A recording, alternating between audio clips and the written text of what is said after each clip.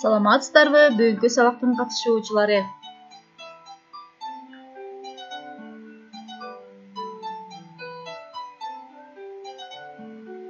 Сабактын темасы сандарды тегеректөө.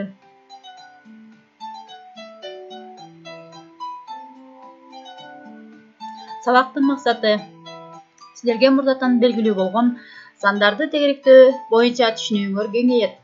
Сандарды тегеректөөнү аткара аласыңар. Сандарды тегеректөө практикада көп кездешерин жана канчалык маанилүү экендигин баамдайсыңар.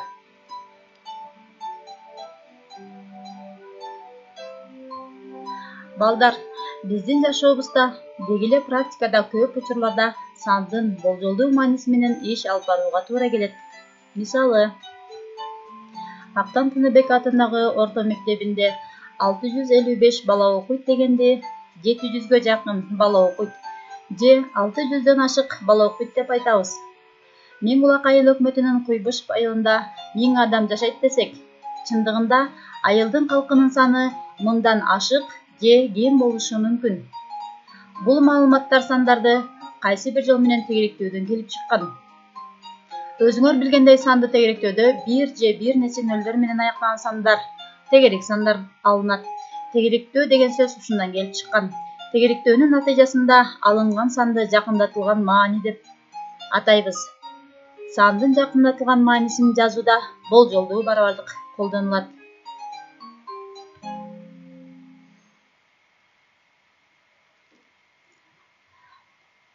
Санды кандайдыр бир разрядка чейин тегеректөөдө, андан кийинки кичине разряддын цифралары 0 менен алмаштырылат. 0 менен алмаштырылуучу цифра 5тен кичине болсо, андан мурдагы турган цифра өзгөрүүсүз калат. Ал цифра 5 же 5тен чоң болсо, андан мурда турган цифра 1ге чоңойтулат. Мисалы, 348 санынын жакындатылган мааниси 350. 153 санынын жакындатылган мааниси 150. Бул сандар ондукка чейин тегеректелди. 27479 санынын жакындатылган мааниси 27500. 327нин жакындатылган мааниси 300. 100дүккө чейин тегеректелди. Бул маалыматтар силерге мурдатан белгилүү балдар.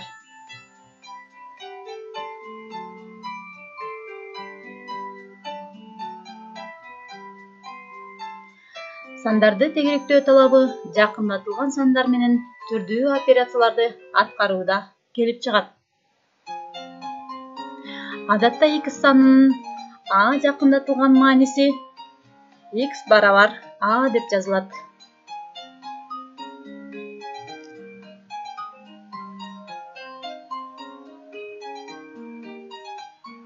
Мисалы, x'тин жакындатылган мааниси 5,25 дейли. Ал x болжолдуу барабардык 5,25 плюс минус 0,1 деп жазылып, x саны жүздүк үлүшкө чейин тактыкта берилди деп аталат. Демек, бул жерде 0,1 абсолюттук каталык жүздүк үлүш менен туюнтулган. Ал эми бул жерде көрүп турган жазууда балдар 0,1 абсолюттук каталык ондук үлүшкө чейин тактыкта берилди деп аталат. Сандарды тегеректөөдө биринчи алынып салынган цифра 5тен кичине болсо, тегеректөө кеми менен жүргүзүлөт. Башкача айтканда, акыркы сактала турган цифра өзгөрүүсүз калат.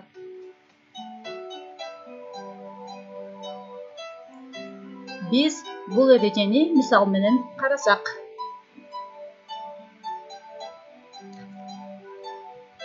Мисалы, x барабар 0,1752 болсун, анда x-тин жакындатылган мааниси 0,175. Бул жүздүк үлүшкө чейин тегеректелди деп аталат. Мында x саны алынып салынды. Бул жерде x саны 5тен кичине болгондуктан 2 саны алынып, кийинки сан андан мурунку сан 5 өзгөрүүсүз калды. X барабар 18 бүтүн 1934 болсун. X'тын жакындатылган мааниси 18 бүтүн 9. Бул жерде ондук үлүшкө чейин тегеректелди.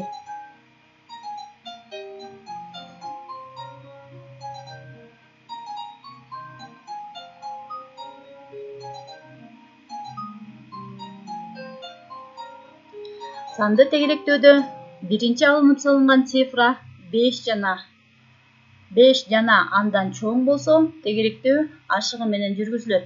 Башкача айтканда, акыркы сактала турган цифра 1ге чоңойот.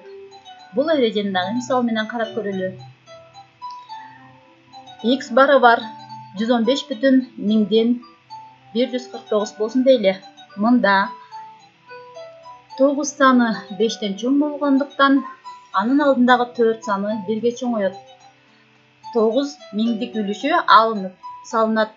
Демек, X'тын жакындатылган мааниси 115 бүтүн 15 чейин үлүшкө тегеректелди.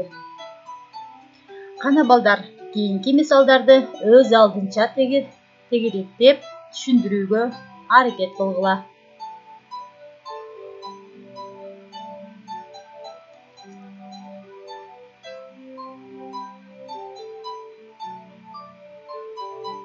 Кана балдар, китебиңердеги 17-ci көнүгүүнү иштейбиз.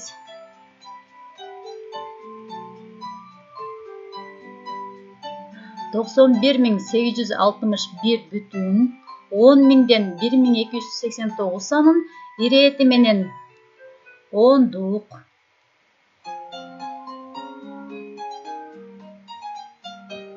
жүздүк, миңдик үлүшкө чейин тегеректейбиз. Балдар, жогоруда айтылган эрежелерди эске салып, бул санды тегеректей аласыңар деп ишенемин.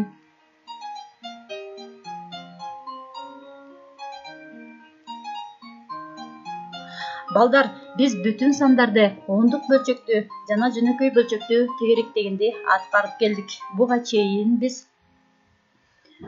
көргөнүңөрдөй бүтүн сандагы алынып салынган цифранын ордуна 0 саны жазыларын.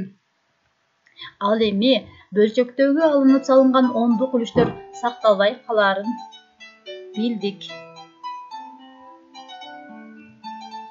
Үйгө тапшырма балдар. Эрежелерди жаттап жана 18-19 көнүгүүлөрдү аткарасыңар. 18 көнүгүүдө 345 бүтүн 1815 санын үлүшкө жана ондуктарга чейин тегеректегиле. Ал эми 19 көнүгүүдө 3дөн 1, 7ден 3, 13дөн 8 бөлчөктөрүн 0,1 чейинки тактыкта ондук бөлчөктөрүнө келтиргиле.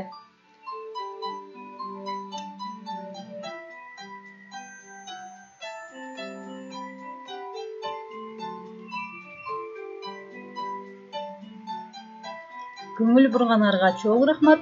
Сабактан алган билимиңерди турмушуңарда пайдаланып, убактыңарды көңүлдүү жана пайдалуу өткөрөрүңөргө ишенем. Силер менен Актан Тыныбек атындагы орто мектебинин математика сабагынын мугалими Жусуева Чолпон Ахматбековна болду. Саламатта болуңула балдар.